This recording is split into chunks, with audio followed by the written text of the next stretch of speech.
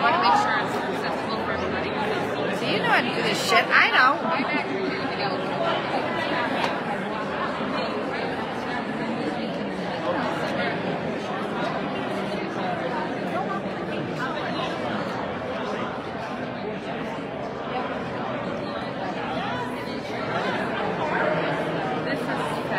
You're recording?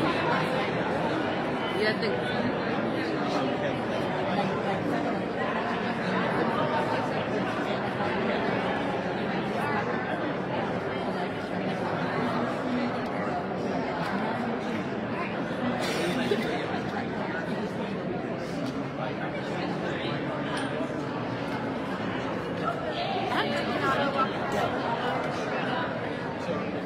That's going to break the camera. I won't. It'll break the camera taking a picture. Absolutely not. I sure? love cameras. I will not break them. Isn't she beautiful? Oh, tell me. She should be in front of the camera. What She is should be, doing yes. behind the camera? She's shaking her head. No, she doesn't mean that. She should be. Yes. But for me, she's always in front of the camera. You say the nicest things to her. I speak truth. Who's...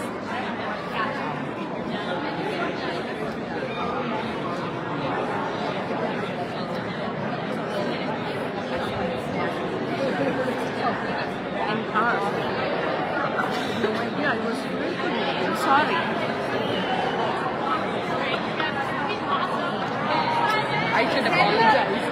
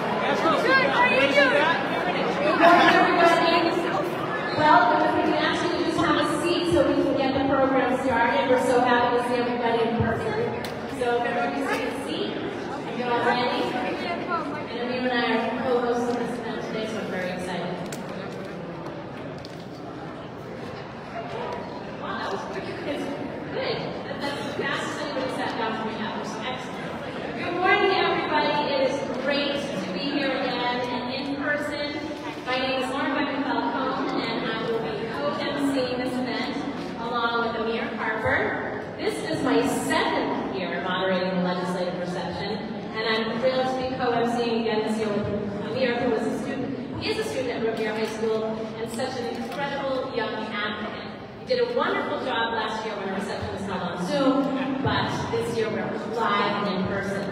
For those who don't know me, I am co-host of the Bob LBF in the morning show on WROR 157. Before getting up at 3:30 in the morning for the past 12 years, I was a reporter and columnist for the Boston Herald. I'm an honorary board member at the Massachusetts Dance Congress and graduate of the Mass Campus Leadership Series, and a longtime friend of the NGDC and the Art of Massachusetts. I live in Canton with my husband, Dave, there, guy. And my proudest achievement is being mom to my daughter, Lucy, who is 19 and a student at the Cottage School in Lexington. Lucy has Down syndrome. She's also a granddaughter, a cousin, a friend, a hard worker, a singer, a dancer, a horseback rider, and a basketball player who knows all the best lines from movies. I don't like that one of her favorite movies is Mommy Dearest, but no one is perfect. She's close, and her future looks bright because of the tireless advocacy of all of you. And now let's hear from Amir. Hello, everybody. I'm excited to be here and to introduce myself to everybody. I'm a 16-year-old musician, producer, and humanitarian. I'm also a co-teacher for the Arts Operation House Call program. I happen to be autistic, and while it certainly presents its challenges, I found that my unique perspective and experience have given me a deeper sense of empathy and desire to make the world a better place. Music is important to me, but it's not my only passion. I'm also committed to raising awareness and helping others, whether it's volunteering in our local charity, advocating for important causes, or simply being there in friends in need. I'm always looking for the ways to make a positive impact.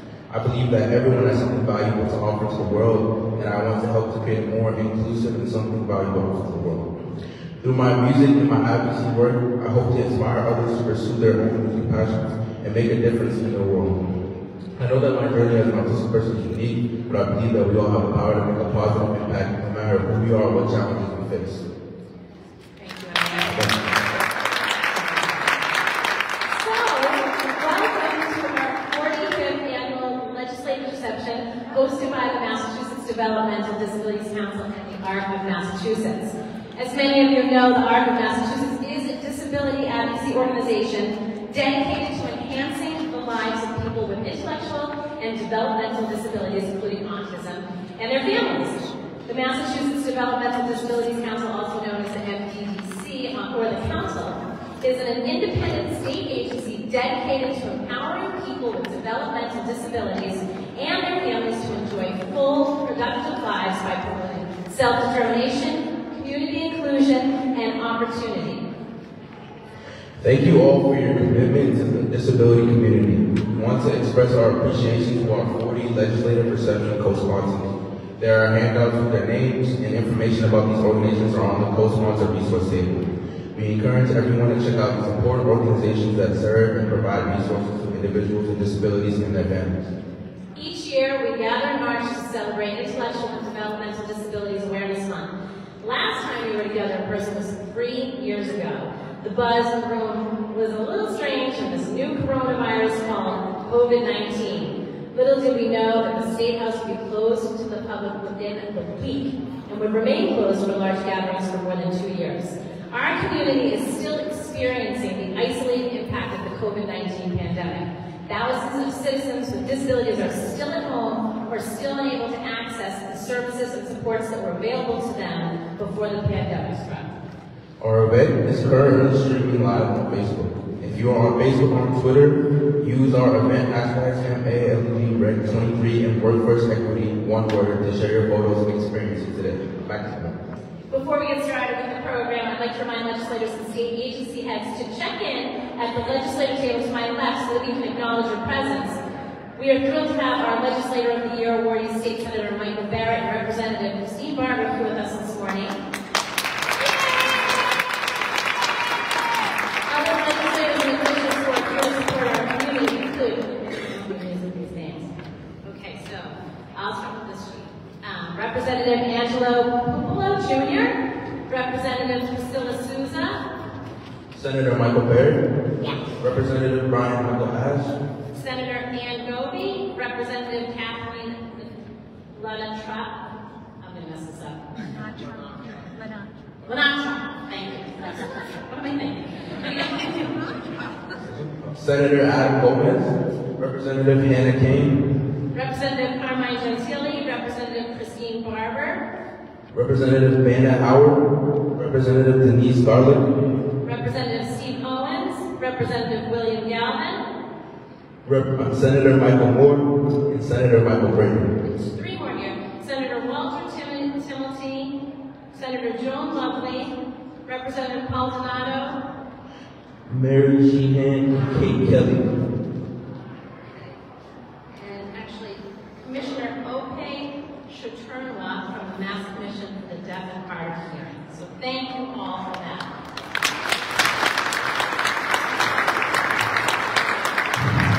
We are also delighted that several groups of high school students are here today, including students from Lawrence High School, Brookland Transition Program, Pembroke High School, and Pentucket Regional. For many of these students, it is the first time they are visiting the State House. Welcome.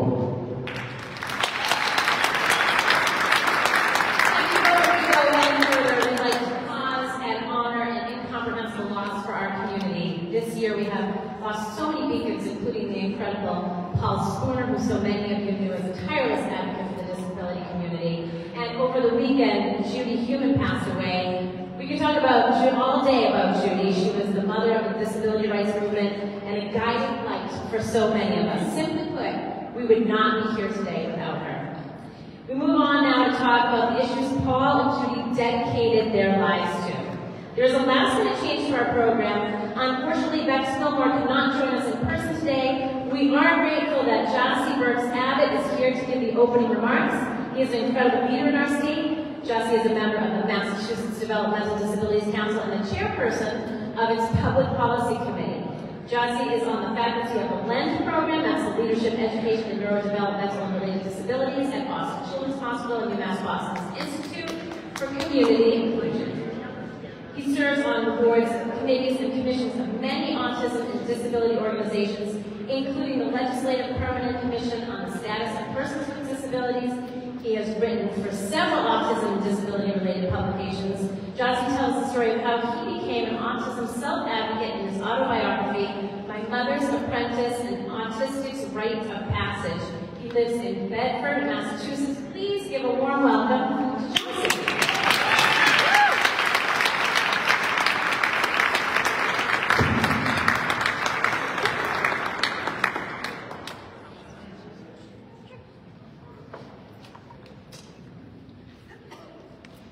Good morning. On behalf of the Council and the ARC of Massachusetts, I welcome you to our 45th annual legislative reception. We are so happy to be back after 3 long years of not being able to meet in person. We are honored to have you all here. Thank you to Senator Sal DiDomenico and Speaker of the House Ron Mariano, legislators and state agency officials. I would like to congratulate 2023 Legislator of the Year awardees, Senator Mike Barrett and Representative Christine Barber. You are champions for the disability community in the State House, and today we honor your work.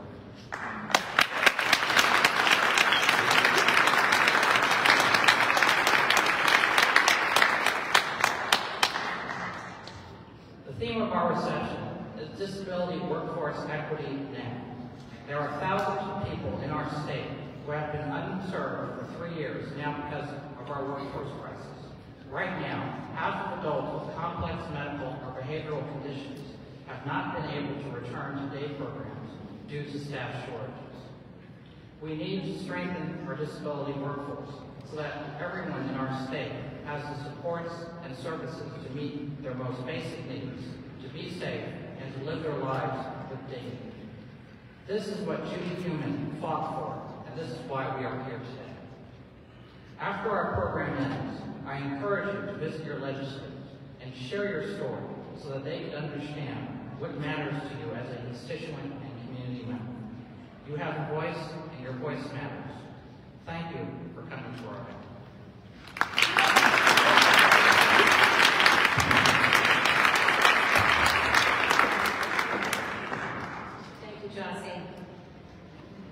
Okay, we wanted to now allow you a minute to recognize some additional legislators and officials who are present today. Thank you so much again for attending.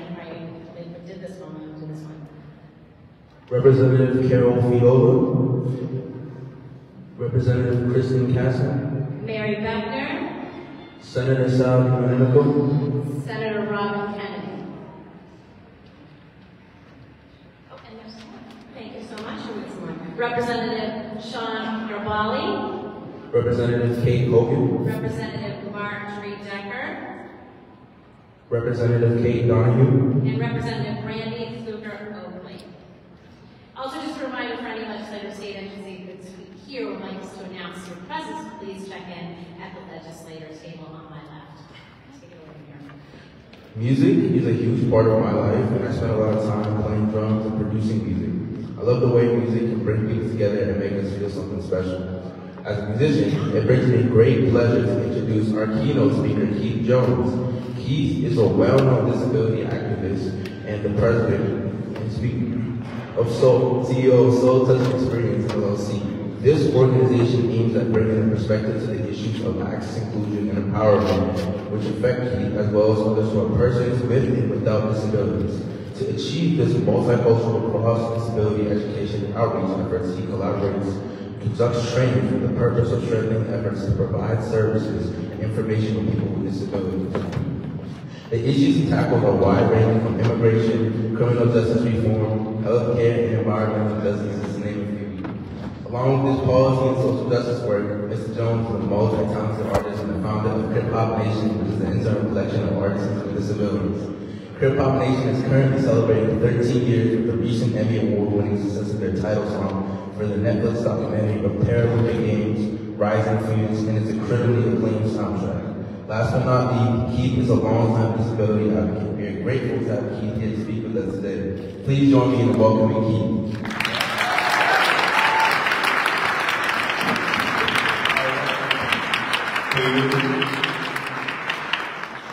Hello, Massachusetts. All right, let's try that again. Hello, Massachusetts.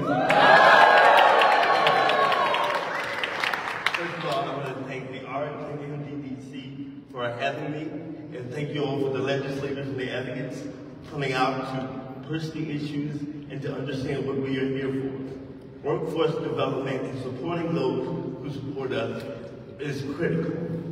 Our lives are our lives, their jobs are their jobs, but their jobs are probably the most intimate things that you can do. Supporting individuals to wake up in the morning, to go to school, to go to work, to live their lives is critically important. We want to acknowledge the legislative efforts that have been put forward. We also want to acknowledge the increase in funding that has been proposed by the governor. But let's not get it twisted. This is not courtesy. This is not doing somebody a favor. This is your life. This is the ability to pursue your dreams. Nobody wakes up and says, please do me worse. We are all trying to wake up to do better. We are talking about the ability to work, to get to have a meaning in our life without having to ask for permission. Breathing is a luxury that a lot of us are not affording because we are in a pandemic. Being able to make decisions about our lives is not a luxury because people see our humanity as less than, not as important as. It is critically important that we acknowledge that the workers who help us every day must be supported in the best way possible, which means they also need to be able to, I don't know, do stuff like eat, pay bills, get back and forth to work so that we can have our lives, and so that we can make sure that Massachusetts is a continued beacon of what it means to be a person, citizen, parent, brother, father, mother. As I sit here now, I remember coming into the State House and asking legislators to do your job. Y'all get a paycheck regularly. Some of us don't get that opportunity, solely because of the way we exist and because of our humanity. It is critically important that we don't horse trade about policy and I'll do this if you do that. We do not have that luxury. When you write policy and understand that the workforce is critical, not just to the economic sustainability of the state, but to people's lives. It means something to be able to wake up and to go have those gaps filled and to have a place to be seen as Keith. It means something to be seen as a person. It means something to be able to vote, to work, to party, to do things that you can't tell your kids later on down the street. That is critically important. Our humanity is what these workers support. Our humanity is what is critically important to the vitality of this state. Our humanity is what we are celebrating today. If you are a legislator and you see this is not a warm and fuzzy feel-good story. This is your job. This is the job you applied for. The moment you start picking out who is the public and who is not, you failed at your job. The moment you start deciding whose humanity is important, you have failed at your job. The moment you decide that the workers who support us are not worthy of sustaining themselves, you have failed at your job. This is nice that we are gathered, but we are still in a pandemic. There are those of us who do not have the ability to come out of our houses because of the worker shortage. There are those of us who do not get to sit with our families because of the worker shortage. There are those of us who don't get to go get drunk because of the worker shortage.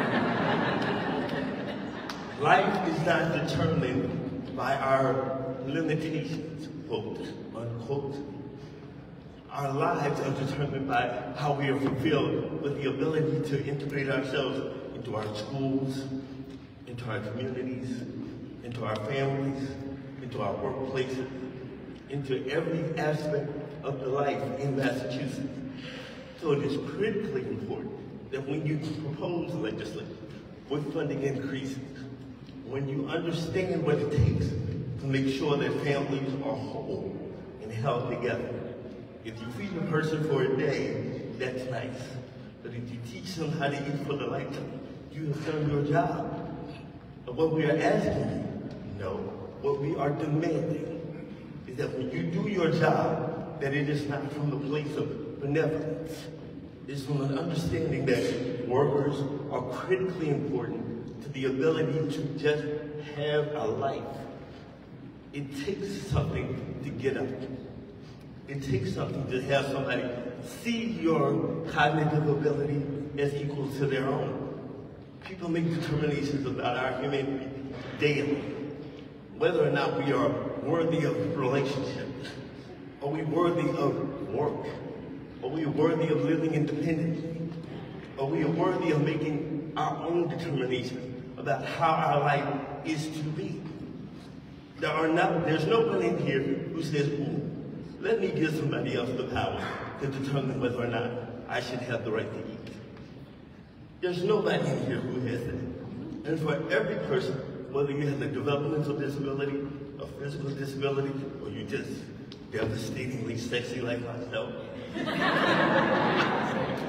there are challenges.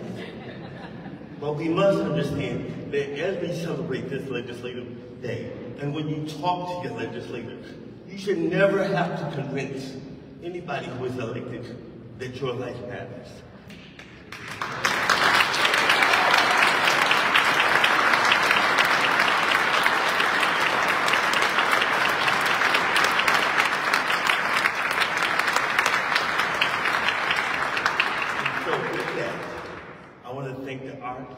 NBDC, I'm having Old Homes Week, and I'm seeing so many faces of the work that we've done. We do remember having to fight for self-direction, self-determination. We do remember the fight for 15 for PCA and direct support workers to be able to sustain themselves.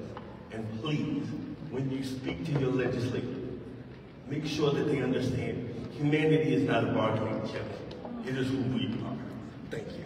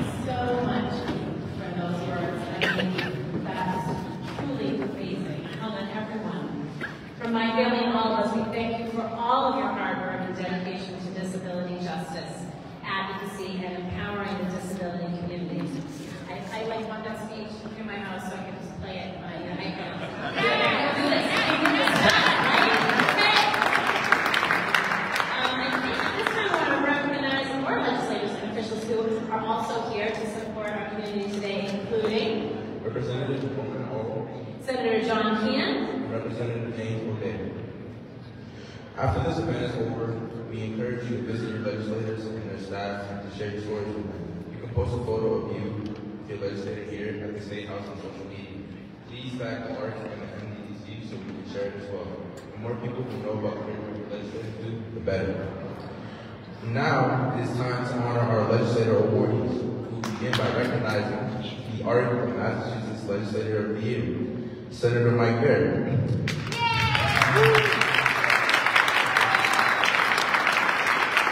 We are excited that Senator DiDomenico, Assistant Majority Leader and Chair of Bills from Third Reading, presenting the award.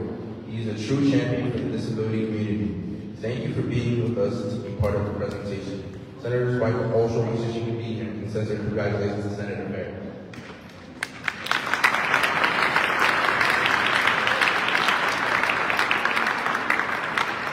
Good morning, everyone. You have me instead of Senate President, unfortunately. But she wishes she could be here, but she sent me to send along her congratulations to our colleague, but also to say thank you to all of you in this room, Harper, Massachusetts, and the Developmental Disabilities Council for organizing today's event, and all that you do in the community every day for our residents. You know, I'm a father to 2 young boys and a husband to a special education teacher. And my wife's been doing this for 25 years.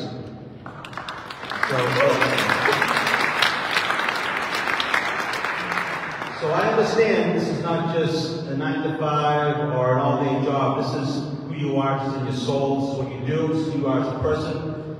And you have to be a special, special person for the work that you do. So I thank you for that on behalf of the Senate President and my colleagues in the State Senate. But I'm here today to introduce and tell you some great things about our good friend and colleague in the State Senate, my fellow Assistant Majority Leader. Senator Barrett is the chair of the Legislature's Disabilities Caucus. In 2020, he was a key advocate for the passage of Mickey's Law, which enacted critical safeguards to prevent the abuse of people with physical and intellectual disabilities by their caretakers, and to ensure that abusers cannot be rehired at other facilities. And in 2022, Senator Barrett championed and advocated for funding the Special Commission on History of State Institutions to uncover the records of state facilities where persons with disabilities were housed against their will, and too often subjected to appalling treatment. The commission, which is being led by people with disabilities, is now identifying the resting places of individuals who were hastily buried in unmarked graves, and giving their lives the dignity they always deserved, and their families much needed closure.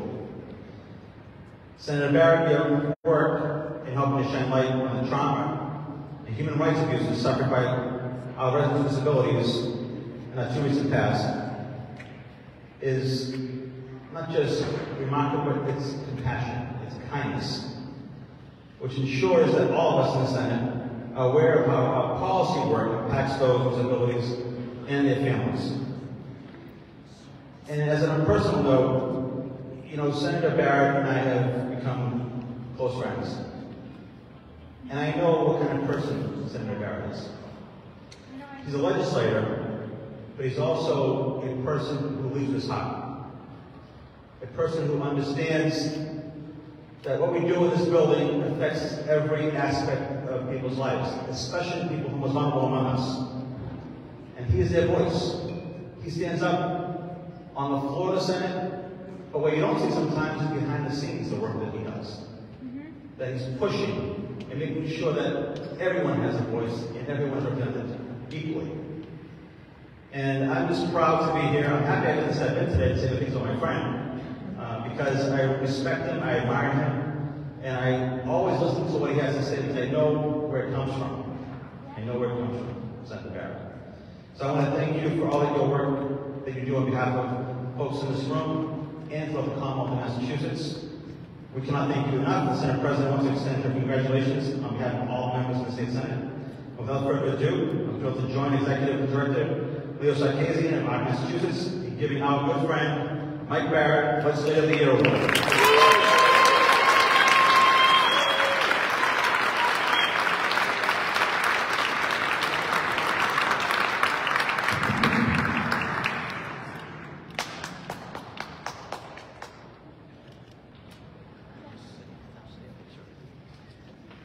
And we just want to thank Senator Barrett. I just also a shout out about the Real Lives Bill of 2014.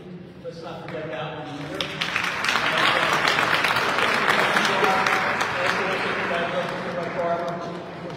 Barrett comes up, we have a painting of the center. Senator DiDomenico, maybe you and I can present to him together.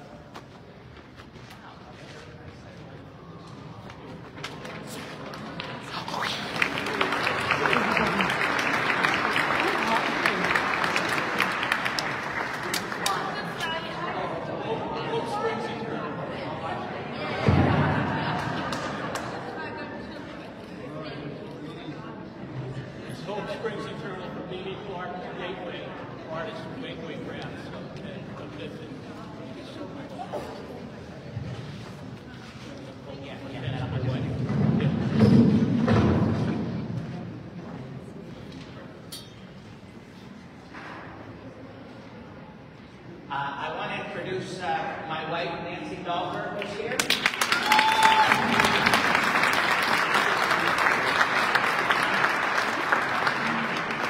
Can you hear me okay? I want to thank Senator DiDomenico and Senate President Spilka. It is true that Sal and I, Senator DiDomenico and I, are very good friends. It is news to me that he listens to everything I say. I'm going to hold you to that from now on. I'm delighted to be here. I want to thank the ARC of Massachusetts. I want to thank the Disabilities Commission. It's terrific to be joining all of you. I want to acknowledge all my colleagues from the House and Senate, and especially Representative Barber, who's getting this before me.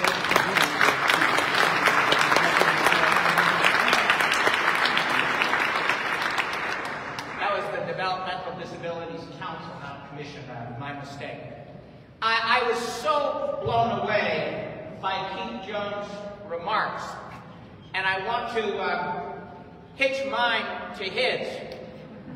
I was out of politics for 18 years when I ran for the state senate from what was an altogether new district that my wife and I moved to the Lexington area in the late 1990s. I had previously represented Cambridge and Allston, Brighton, Belmont, and Watertown in a completely different senate district.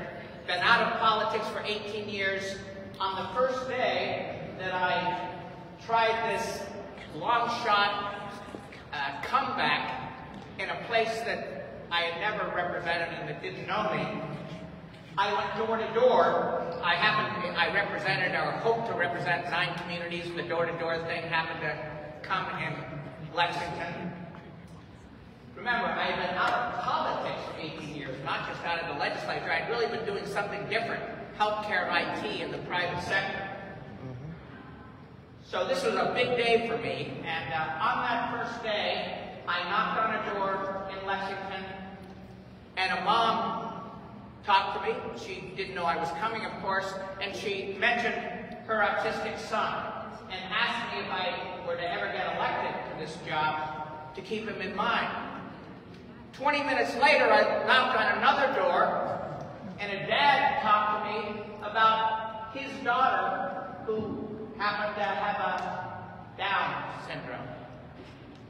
And I will tell you, as somebody who was just getting back into politics, how I processed that day. Because at that point I was open to advocating any number of issues on any number of topics. But I came back. I had worked on disability issues when I had last been in politics, but that seemed to be a different life, a different world. And I said to myself, you know, these are the suburbs. Previously, I had represented urban neighborhoods.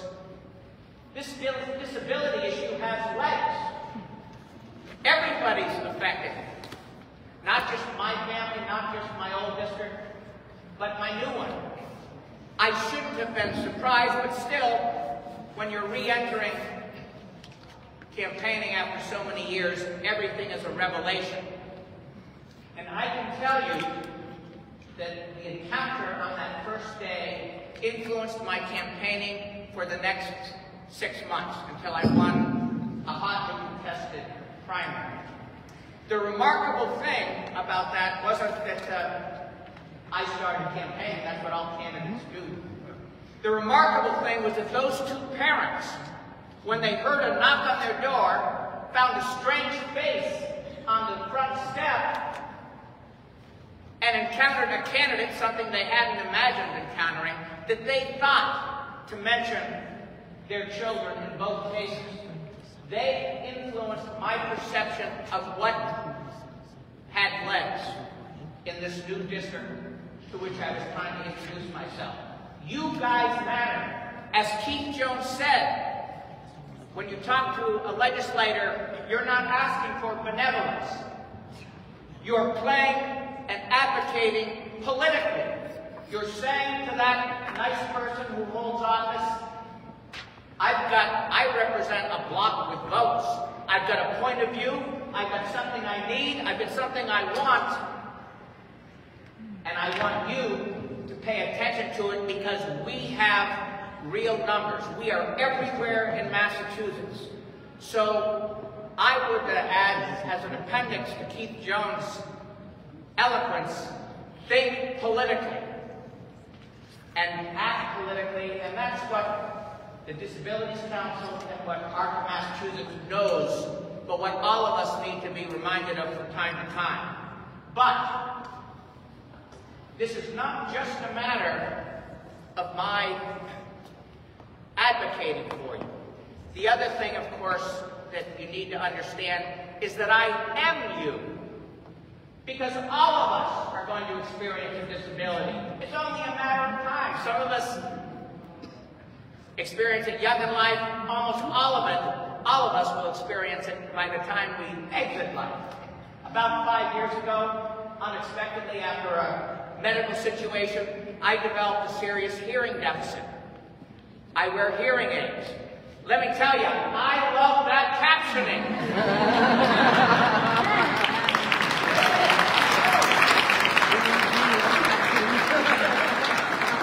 And I look forward to the day, it doesn't happen yet, when I walk into a restaurant or a bar, on the rare occasions when I walk into a bar, I want to see a TV over the bar that displays captioning as a matter of course, and I don't see that today, so we have some work to do in terms of just making sure that there's a common sense understanding that all of us, sooner or later, are going to encounter the wonderful world of disability and the special challenges that it presents to each of us as individuals. So my message to you, first of all, I'm extremely grateful to get this award. And I know, because I've already met several voters from my district, from Bedford, I know that there are votes here. So I'm thinking like a politician. You guys think like a politician. And keep it up. In any event, I want to thank you very much for honoring me and Representative Barber. I want to thank Senator DiDomenico. Again, I want to thank Falcone, Amir, Harper, Beck Stillmore, and the incomparable Keith Jones for this award today. Thank you.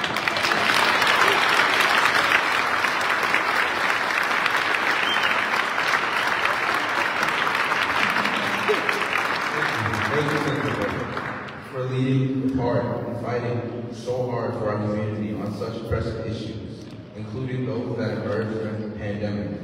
It brings us hope knowing that you are in our corner fighting for the support and service of people with developmental disability needs. And now it is time to present the Massachusetts Developmental Disabilities Council Legislator of the Year award to Representative Christine Barber. We're extremely pleased to have House Speaker Ronald Mariano with us this year to help present the award. In 2016, Speaker Mariano received the Arts Legislator of the Year award in recognition of his support of the disability community. And after many years in leadership roles in the House of Representatives, he was elected by his peers as Speaker of the House in January of 2021 and continues to advocate for our community. Speaker Mariano and Representative Barber, please come to the podium.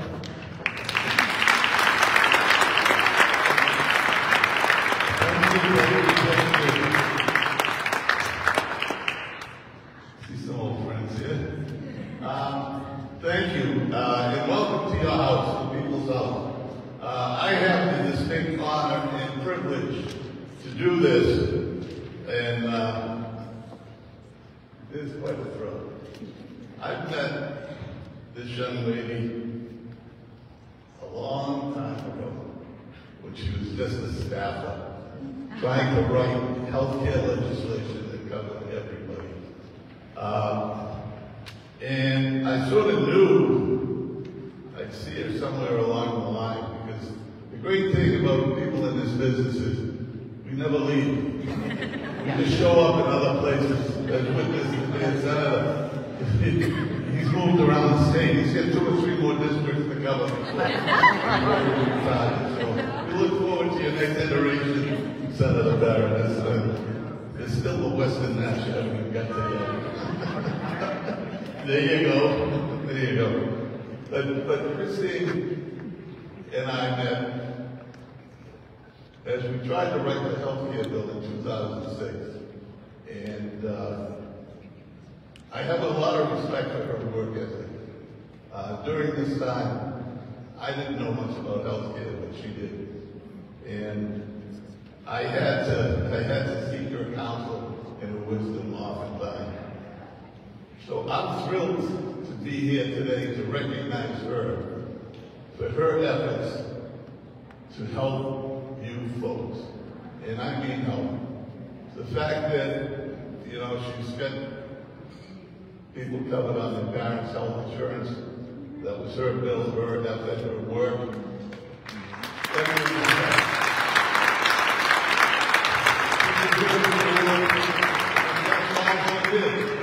She would deserve this award. But she's done far more. You've heard about the senator mentioned the advocacy, and you heard Senator DiDomenico talk about the advocacy. That's why you're here. It's just get to know your reps, get to know the folks who represent you. Put a face to the disability, face to the issue. It's far more meaningful than just reading a letter from, no offense, from the Acre or anyone else. A lot of people don't see that for a while. When you meet the folks who are most affected, it has the most meaning, and it stays with you for the longest time. So I'm glad you're here. You've heard the folks say, get out and say hello to your reps. I can't stress that any more than your leaders have stressed it today. And as you take a look around, you see there are a lot of reps here. I was kind of surprised we had that many here on Tuesday. You must be here too. It's not here to me. But again, Christine is a leader. And we've recognized that, and we will continue to recognize that. Her voice will be heard in the House. It's a little harder to have your voice heard in the House because there's 160 members. Senator Barrett has to only compete with 40 members, so it's a little easier. Christine has to yell a little louder. But I am happy to be here. I'm honored to be here with you folks. As I think I mentioned in the introduction, in 2016 I was fortunate enough to be recognized. I still have the painting. I was looking at it before I came down. So it is a memory with treasure. So again, I want to introduce Christine. I want to congratulate her for her work, not just on the disabled stuff, but everything she does in the House of Representatives to make it a more effective and responsive place. So with that, congratulations.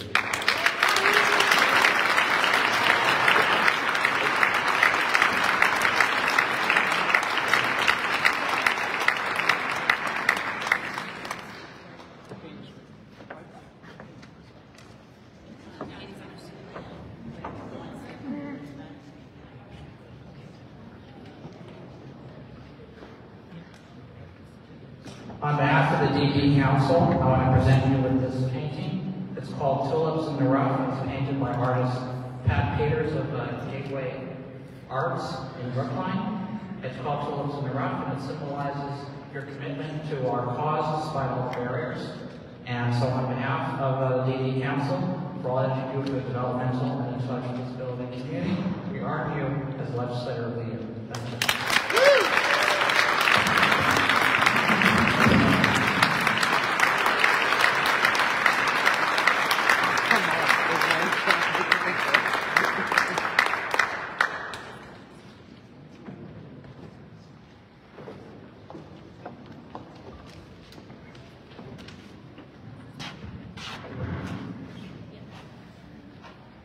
Thank you so much.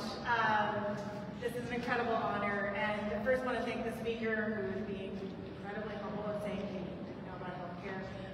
When I first met the speaker, I said I was a little staffer a number of years ago, and we were working on the biggest expansion of healthcare in Massachusetts history that became a blueprint for the Affordable Care Act. The speaker, Mariano, who was then in chair, did incredible work in getting it over the finish line.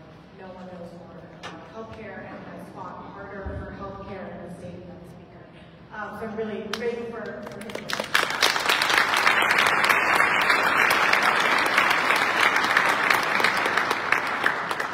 And I'm so grateful to the MDDC and the ARC for this award. I say this a lot, but there really are no better champions and advocates than you all. So it's an incredible honor to get this award, and the painting is beautiful.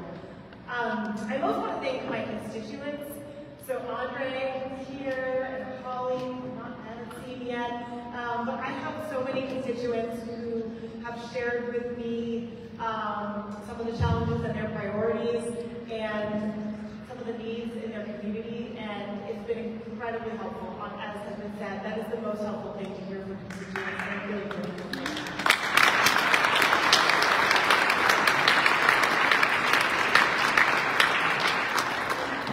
When I was first elected as state rep, one of the first briefings I went to, I met a constituent named Isaiah, who was speaking to the legislature about his time at Beckham Community College and how meaningful taking college classes was to him. He's a Somerville resident and just had grown so much in taking college classes, and that was back in 2015. But because of my work with Isaiah, that became one of my priorities to make sure that people with disabilities could take college classes. And because of the work of the speaker and many of my colleagues in the House and the Senate, we were able to pass the inclusive concurrent enrollment last year. Yes! I was the first Indian to tell you. Yeah. So I'm also really grateful the speaker has named me, I'm a Democrat from the House on the Autism Commission for Massachusetts.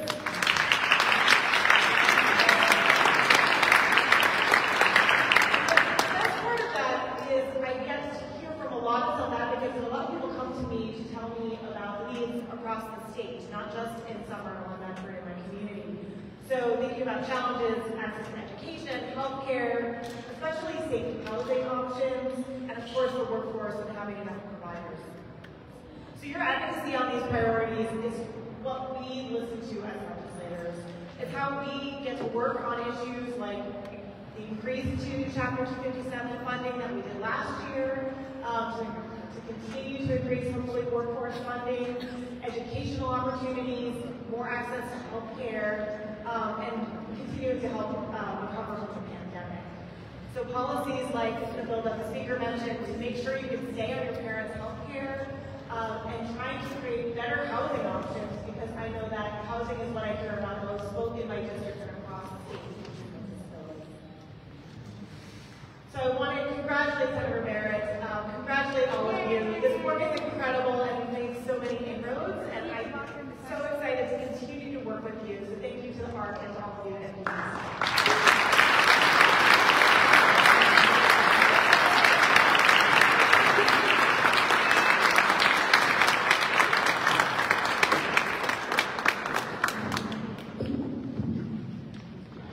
Congratulations, Representative Barber. Thank you, Representative Barber and Senator Barrett, for all the work that you do and you have done for people with intellectual and developmental disabilities. Congratulations again.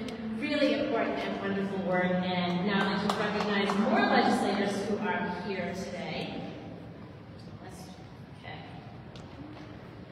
Representative David Linsky. Representative Rita Mendez.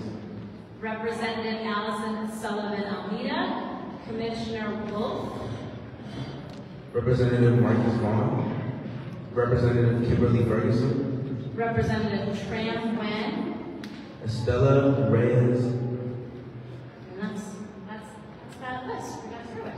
All right. Then now it is my great pleasure to introduce the new Secretary of Health and Human Services, Kate Walsh. Secretary Walsh.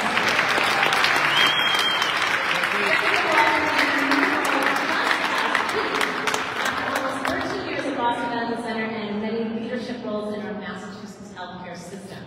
She managed BMC through multiple COVID surges, widening health disparities, and a devastating behavioral health crisis.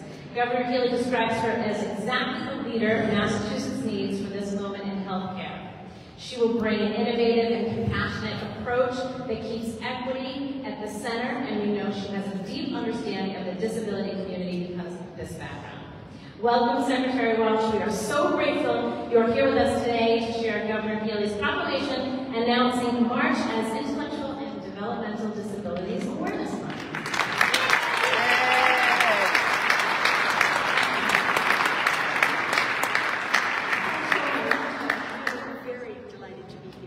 This is, as I said, day 5, and I'm learning something every minute on this job. And the first thing I'm learning is that we, everyone in this room, represent over 200,000 adults and children across our Commonwealth. I think you should give yourselves a great deal.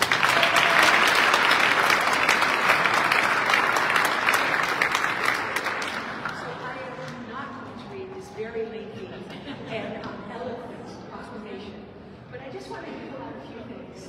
The first is that you are 200,000 people strong, so you have an enormous amount of influence over what happens in this building and across the world. So as the elected officials who are honored here today, congratulations, encourage you, please use that. Second, make sure that we, your government, are doing what we need to do to ensure the independence and vibrancy of your lives, because that's our jobs. And finally, it really does give me great pleasure on behalf of Governor Healy and Lieutenant Governor Driscoll to declare March 2023 Intellectual, Developmental, and Disabilities Awareness Month. And the Governor urges all of us to vividly celebrate and be cognizant of this observance. So congratulations, and I look forward to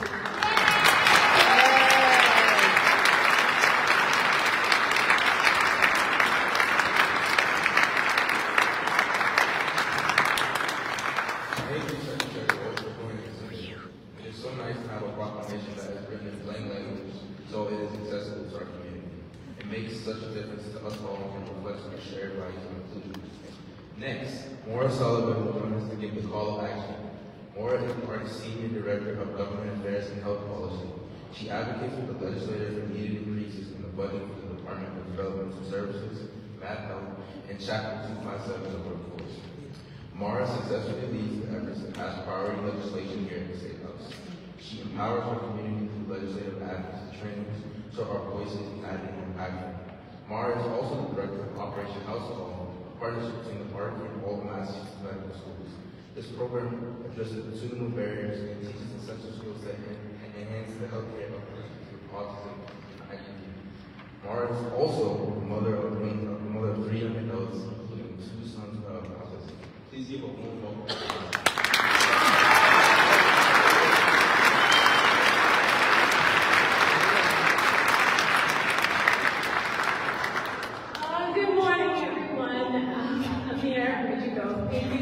For that wonderful intro. It has been a joy to watch you shine, teaching medical students across the state, and now here in the State House. I'm so proud. I'm also so grateful for all of our speakers and their MCs and awardees today. I don't think I have ever felt this charged up and this strong and ready to advocate as I do right now. I think 3 years without being in person for this event was way too long, so I'm very happy to be back. But I want to say a special thanks to my friend Keith. Your powerful words will stay right here as I advocate for our community for my own sons. Thank you.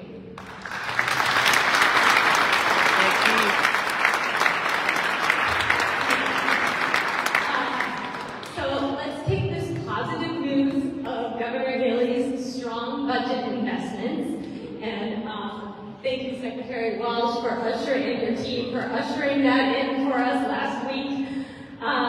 And we have $200 million in mass health day programs.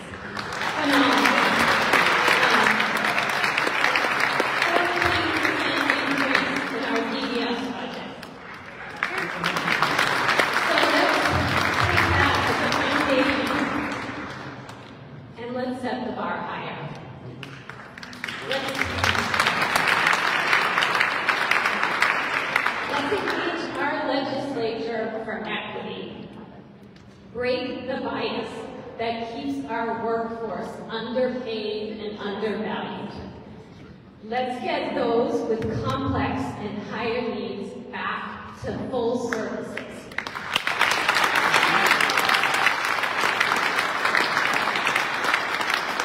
And let's also stop the discrimination against parents and guardians who wish to be paid caregivers.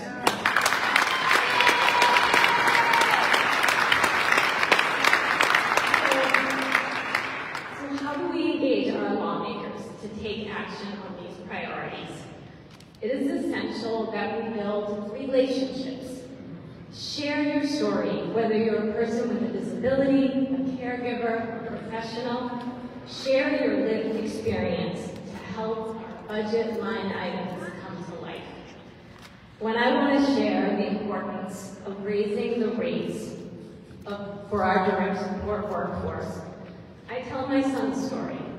And I'll share it now, and I'll actually share it with my senator, Senator Barrett, which, by the way, congratulations. Thank you for all your work. Congratulations. But I want to tell you what it means to be Meals DSP. They have to learn a very complex medication routine. The timing is critical, or he can have a life-threatening seizure. They have to figure out what environments trigger my son and avoid those. When there are dangerous behaviors, they need to learn how to respond and manage those behaviors. And this is so important. Otherwise, my son would not have access to the community. They also have to learn a whole new communication system, alternative communication, but also they have to learn his gestural, his nonverbal communication, which has taken me a lifetime to understand. But mostly, they have to bond. They have to take the time to connect with Neil and build trust.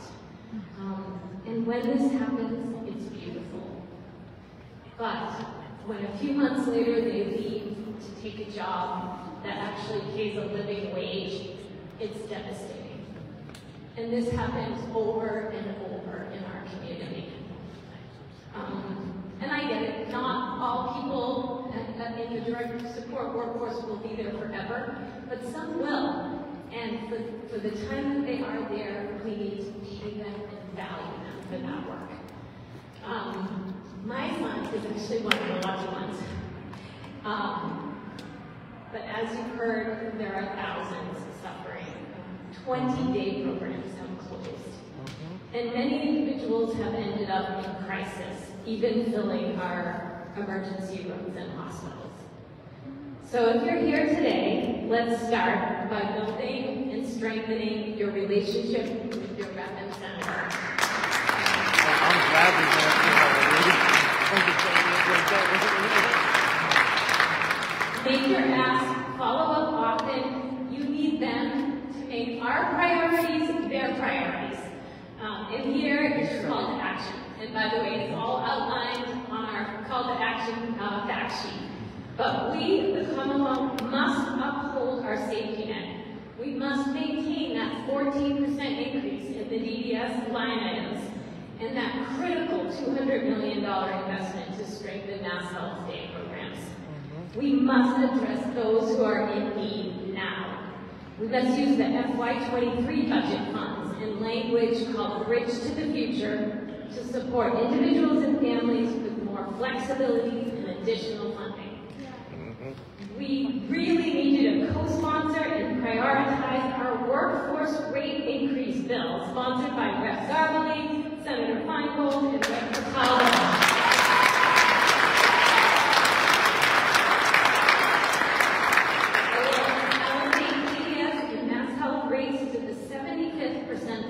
The Bureau of Labor Statistics, basically a living wage.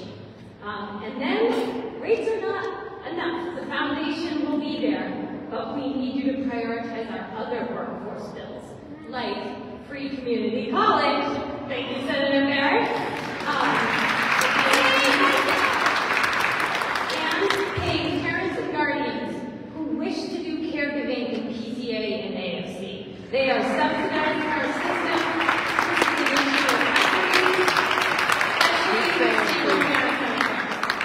So the MWC and the ARC share the workforce rate bill as our top priority, as well as an act to protect medically fragile children, and also a bill that will sound familiar from last session, supported decision making, where we had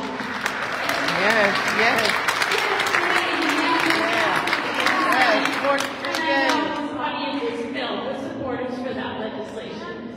So before we close today, I want to extend my thanks to Lauren and Amir, and of course Keith. They were outstanding, really. Thank you all.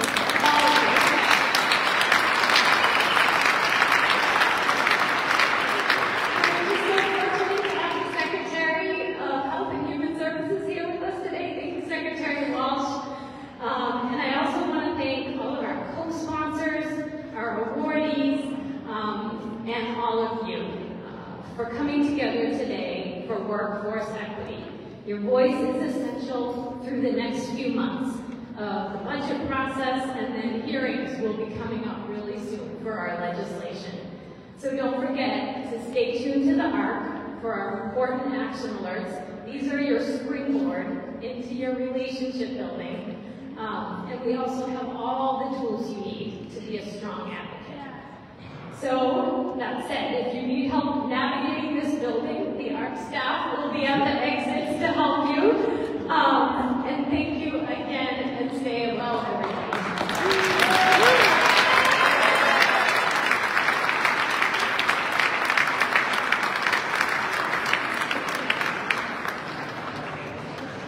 Thank you all so much for coming here. Before I let you go, I just want to mention Philadelphia Senator Rees, Representative Francisco Paulino, and Representative Michael Day. Thank you so much for coming today. Thank you all for coming today.